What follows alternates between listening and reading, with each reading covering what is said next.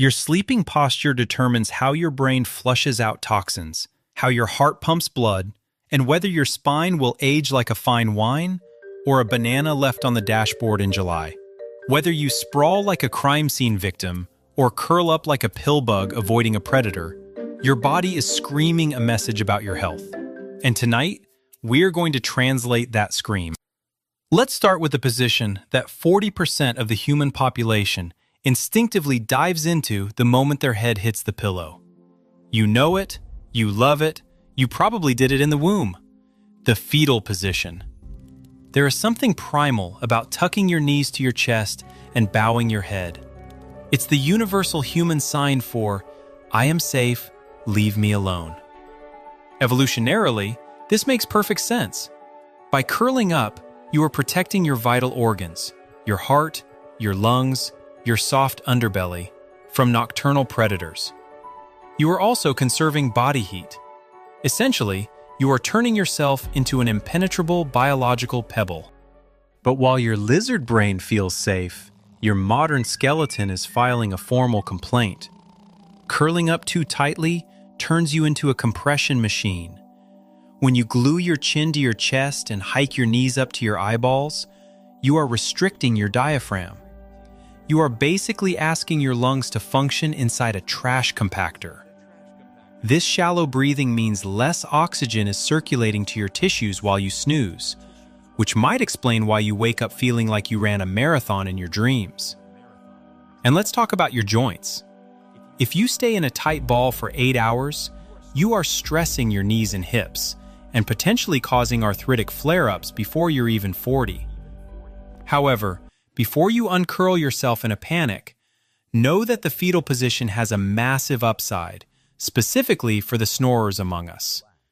By sleeping on your side with your spine curved, you are physically preventing the base of your tongue from collapsing backward and blocking your airway.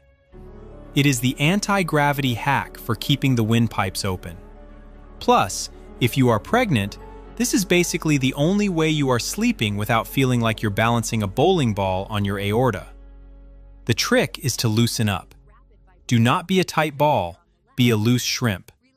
Extend the legs slightly, maybe shove a pillow between your knees to align the hips, and suddenly you have gone from stressed pill bug to orthopedic genius.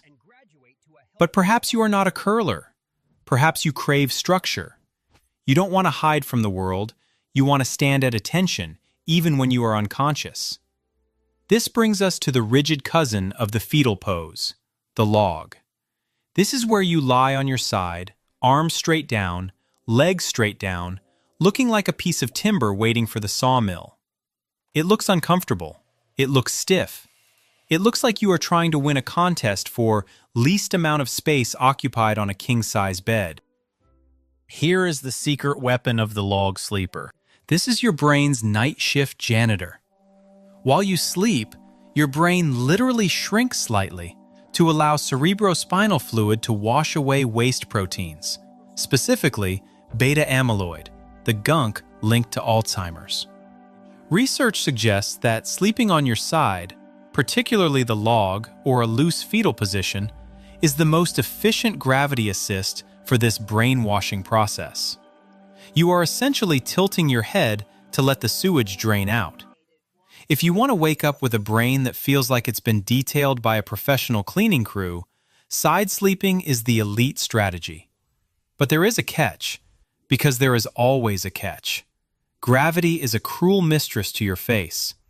Smushing your cheek into a pillow for 2,500 hours a year creates sleep lines, which are permanent wrinkles etched into your skin simply because you refuse to sleep on your back. And let's not ignore the shoulder situation.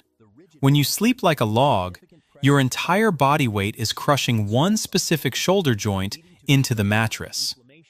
This cuts off circulation and compresses nerves, leading to that fun sensation where you wake up and your arm feels like a dead fish that belongs to a stranger. It's called paresthesia, but you probably just call it the reason I dropped my alarm clock. Now, if the idea of crushing your arm sounds unappealing, you might swing to the opposite end of the spectrum. You don't want to curl up, and you don't want to be stiff. You want to reach out. You want to grasp the unseen. Enter the yearner. This is a variation of side sleeping where your arms are stretched out in front of you, like you are chasing a bus in a dream or begging a ghost for a glass of water. The yearner is a fascinating biomechanical compromise. You get all the brain-cleaning, airway-opening benefits of side sleeping, but by extending your arms, you are opening up the chest slightly more than the log. It relieves some pressure on the lower shoulder by shifting the center of gravity. However, you are playing a dangerous game with your nerves. Stretching those arms out puts tension on the brachial plexus, the network of nerves running from your neck into your arm. Wake up with numb fingers? That's the yearner tax. But there is a specific nuance here that we need to address. Which side are you yearning on? This isn't just a coin flip, it's a matter of internal plumbing. Your stomach is an asymmetrical organ, it curves to the left. If you sleep on your right side, gravity forces stomach acid to leak into your esophagus. Hello heartburn, hello GERD. But if you flip to the left side, the stomach sits lower than the esophagus. Gravity keeps the acid where it belongs, in the fiery pit of your gut, digesting that midnight pizza instead of burning a hole in your throat. If you have acid reflux and you aren't sleeping on your left side, you are fighting a battle you cannot win. But maybe you don't care about acid. Maybe you don't care about brain drainage. Maybe you just want to lie flat and face the ceiling like a brave little toaster. This brings us to the most disciplined, most terrifyingly still position of them all, the soldier. Flat on your back, arms at your sides, legs straight. You look like you are in a casket, or perhaps undergoing a system reboot. For your spine, this is arguably the Holy Grail. When you lie flat on your back, your head, neck, and spine are in neutral alignment. No twisting, no crunching, no weird torque.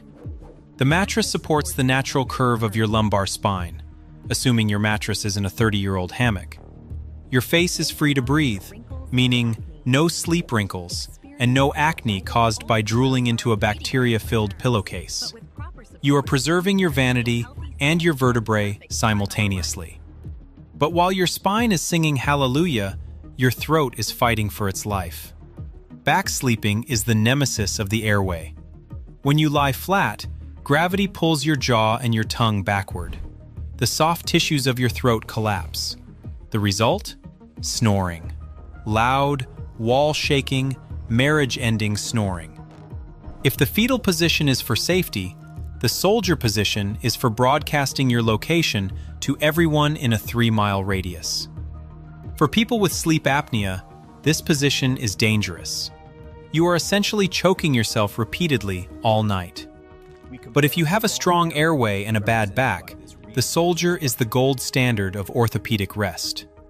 However, some people find the soldier too restrictive. They need freedom. They need to occupy space. They need to assert dominance over the entire mattress. Enter the starfish. This is back sleeping with an attitude. Arms up near the head, legs spread wide. You look like you just fell from a 20-story building and landed in a patch of soft grass. The starfish is rare. Only about 5% of people sleep like this, but it has some weirdly specific benefits. By having your arms up, you are opening your chest even more than the soldier. It can help with shoulder pain for some, as it takes the weight off the rotator cuff entirely. But the real magic is in the cooling. By spreading your limbs, you are maximizing surface area for heat dissipation.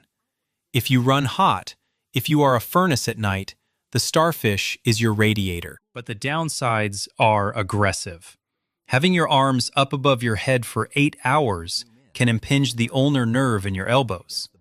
This is how you wake up with claw hand, where your pinky and ring fingers are numb and useless. And just like the soldier, the starfish is a snoring factory. In fact, it might be worse, because your mouth is more likely to fall open, turning your throat into a dry, dusty cavern. Finally, we arrive at the rebels, the outliers. The people who look at the biology of the human body and say, no thanks. The stomach sleepers, the free fallers. You lie face down, hands tucked under the pillow, head turned to the side like you are listening for hoofbeats in the earth. Let's be blunt. Most chiropractors consider this a crime against the spine. Think about the geometry. To breathe, you have to twist your neck 90 degrees to the side. Imagine walking around all day with your head turned sharply to the right. You wouldn't do it, but you do it for 8 hours at night. This constricts the vertebral artery and puts massive torque on the cervical spine. You are effectively sway-backing yourself all night. So why do people do it? Because it feels protective. It prevents you from feeling exposed. And, weirdly enough, it eliminates snoring almost entirely. You can't choke on your tongue if gravity is pulling it out of your throat. For severe snorers who can't tolerate side sleeping, the stomach is a desperate last resort. And there is some strange evidence linking stomach sleeping to certain personality traits. Defensiveness, maybe? Or a feeling of being out of control during the day, so you literally hold on to the mattress at night. But the price is high. Neck pain, lower back pain, and the wrinkles. Oh, the wrinkles. You are smashing your face into the pillow with the maximum force of gravity. If you wake up looking puffy and distorted, blame the free faller. So, where does this leave us? Is there a winner in the Sleep Olympics? The truth is, your body is smart. It usually picks the position that minimizes your immediate pain. If you have a bad hip, you won't sleep on it. If you can't breathe, you'll roll over. But knowing the mechanics gives you the power to tweak. If you are a back sleeper snoring the house down, try taping a tennis ball to the back of your shirt to force a side roll. If you are a stomach sleeper with neck pain, try ditching the pillow entirely to flatten your alignment.